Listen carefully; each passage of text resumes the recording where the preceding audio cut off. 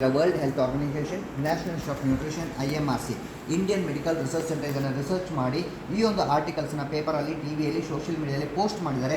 ಕೆಲವರು ನೋಡಿದ್ದಾರೆ, ಕೆಲವರು ನೋಡಿಲ್ಲ.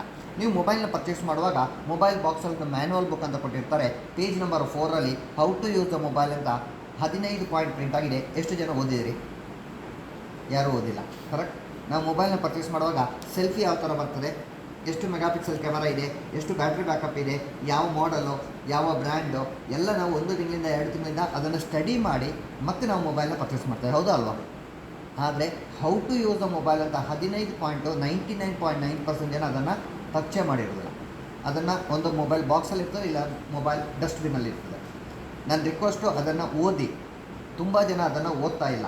ನಾನು ಹೇಳ್ತೇನೆ ಯಾವ ಥರ ಇದೆ ಅಂತ ಹೇಳಿದ್ರೆ, ಪಾಯಿಂಟ್ ನಂಬರ್ 1, ಮೊಬೈಲ್ನ ರೈಟ್ ಸೈಡಲ್ಲಿ ಮಾತಾಡಬೇಡಿ, ಲೆಫ್ಟ್ ಸೈಡಲ್ಲಿ ಅರ್ಧ ಇಂಚು ದೂರದಲ್ಲಿ ಮಾತಾಡಿ.